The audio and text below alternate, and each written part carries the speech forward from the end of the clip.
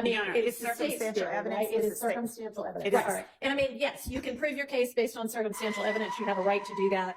But I do not find that this blue flame incident is intrinsic to the issues in this indictment. So I am excluding it. Your Honor, could we just have a instruction to the jury to just strike Yes. the testimony about this incident? Well, they hadn't heard much of anything yet anyway, but yes.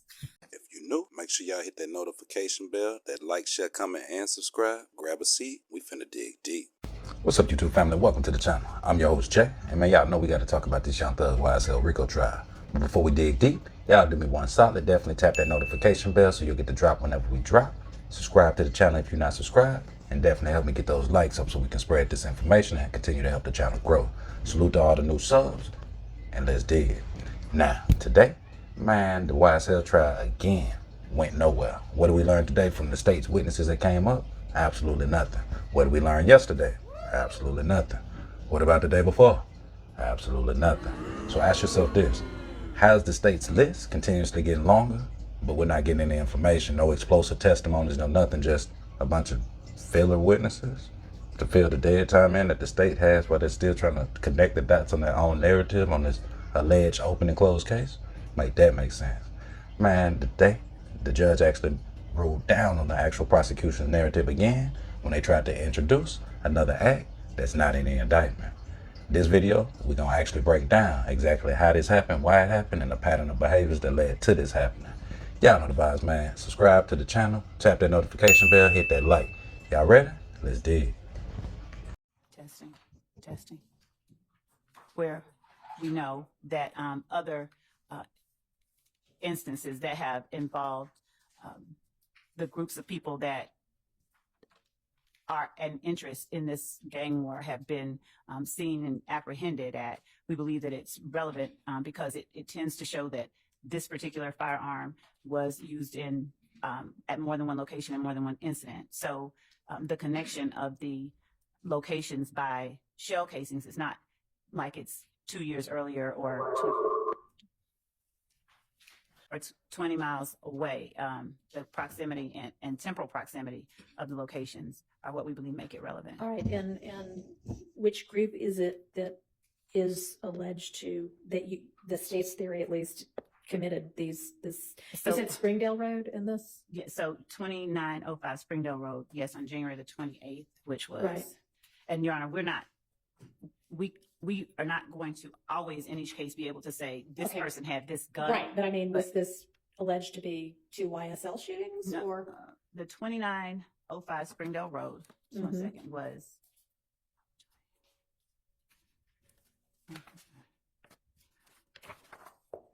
January 28th,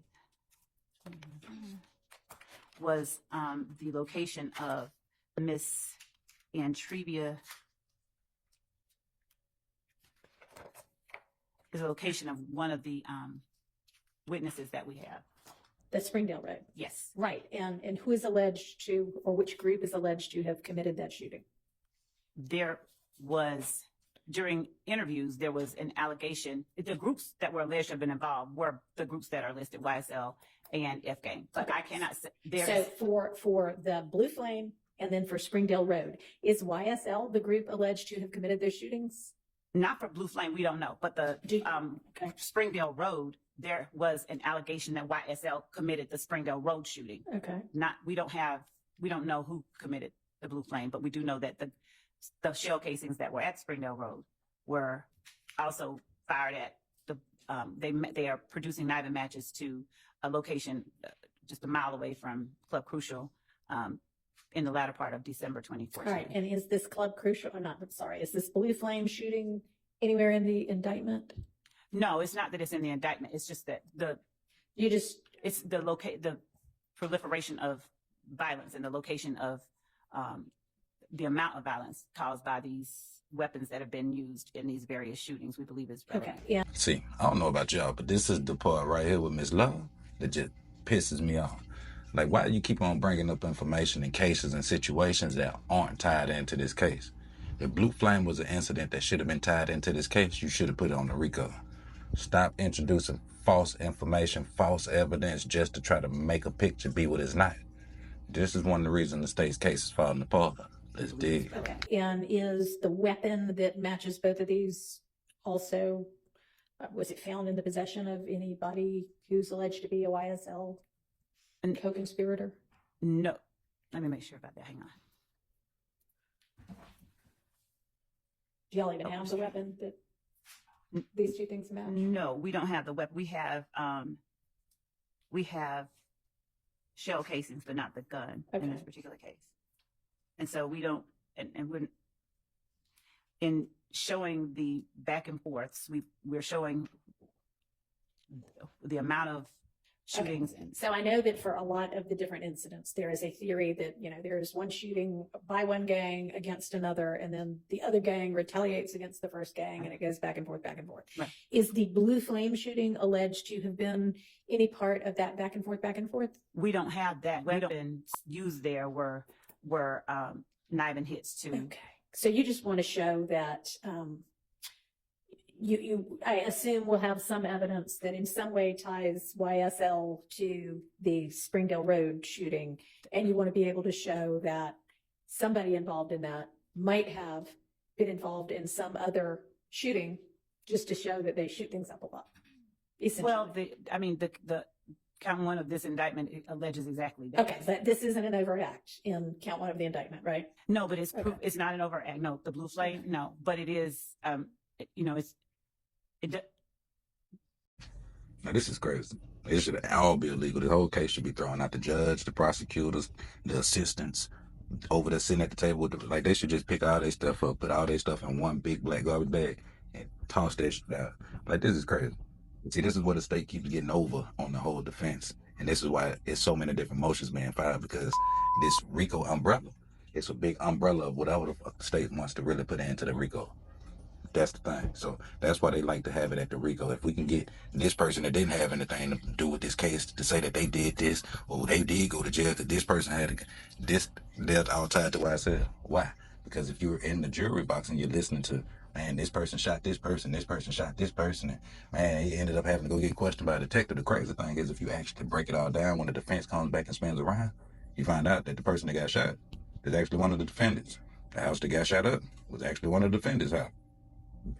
But that's not how the state presents the information. They stay misrepresenting information. They just say, hey, it was a house got shot up with a family in it. Not, hey, the defendant's house got shot up with a family in it. You see how that hits different? Let's dig. I guess our position is it doesn't need to be an overt act to be proof of something that we are showing. Has there been any prior notice about this? Any argument that it's 404B or intrinsic? Well, we have not. Yes or no? No, I don't think we have. No. All right, I'm going to sustain that relevance objection. Yeah. Yes. I'm going to exclude it based on relevance, 403, lack of notice from the defense. Your Honor. Yes, sir. Well, first of all, there's a lot of irrelevant police reports that are included in discovery. Talk into your mic, please. There are many, many irrelevant police reports and irrelevant incidents that are included in discovery. So just because the state put in discovery and we didn't jump up and down, doesn't all of a sudden make something relevant or pass 403. Your Honor, what the state is not telling you, and quite honestly, I don't think they're being a little misleading. The 2905 Springdale Road address, Yes. that's in Trivia Smith's house. No one Right. was ever charged with That's what I that. just said. There's no solid evidence whatsoever. The state wants to say, oh, well, we believe YSL is involved. They didn't say a name. They didn't say anyone that's allegedly did the shooting. They have no idea. And, they also know from the discovery, if we're being honest about it, there's several references to Shell Kell shooting up 2905 Springdale Road. Nothing's funny about this. And the reality is they have no clue. The police have no clue. No one was charged with it. And now they want to bring in a separate incident that involves a man, it appears from me reading the police report, a man, Mr. Strozier, who's targeted outside Blue Flame, waiting on his wife to cash out. Probably a robbery. Mr. Strozier has no relation that I know of to either YSL or If Gang or anything else that would suggest this is a back and forth shooting between the two groups. This has nothing to do with anything. Your Honor, if I may respond briefly. Contrary to the belief, I guess, by counsel for defendant Stillwell regarding the information that we provided to the court heard me say, and I maintained what address was at that location. I started to say the name and then I chose not to say all of it.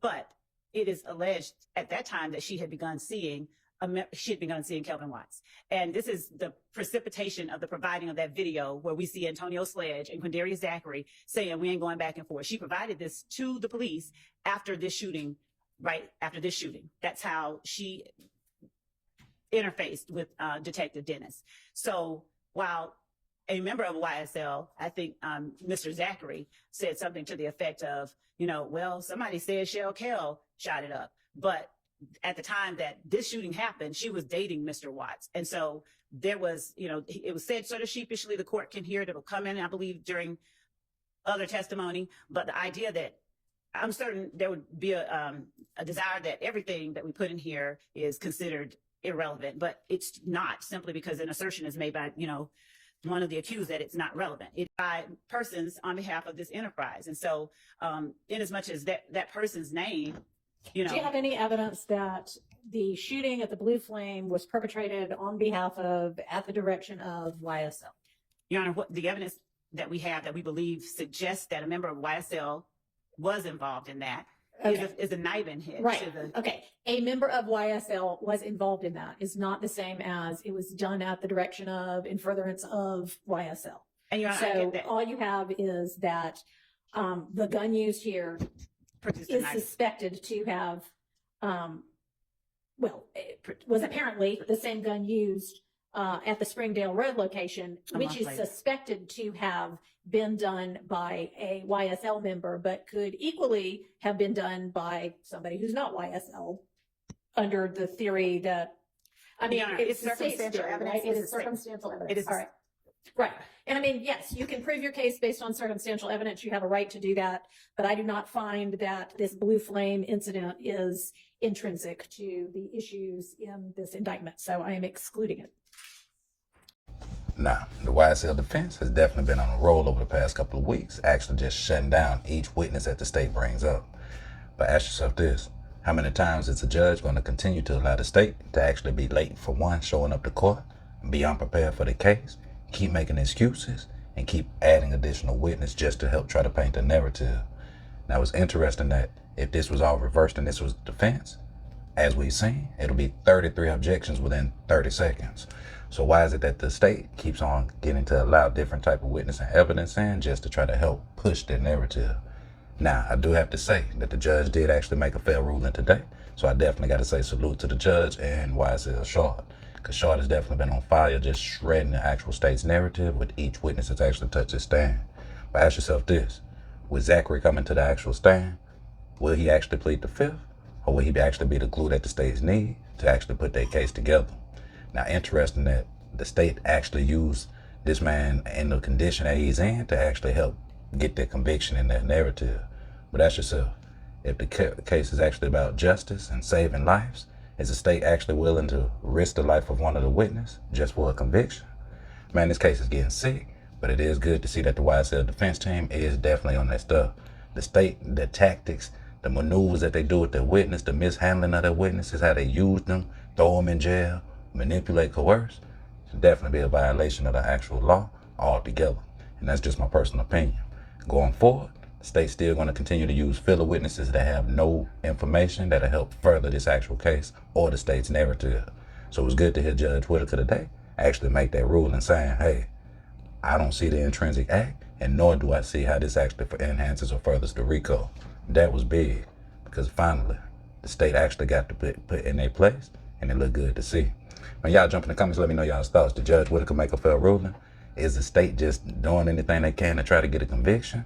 And are they really willing to risk the life of one of their witnesses just for a conviction?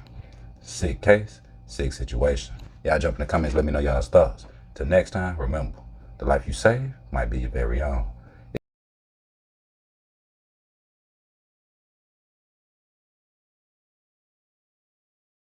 It's your boy Jay. Gone.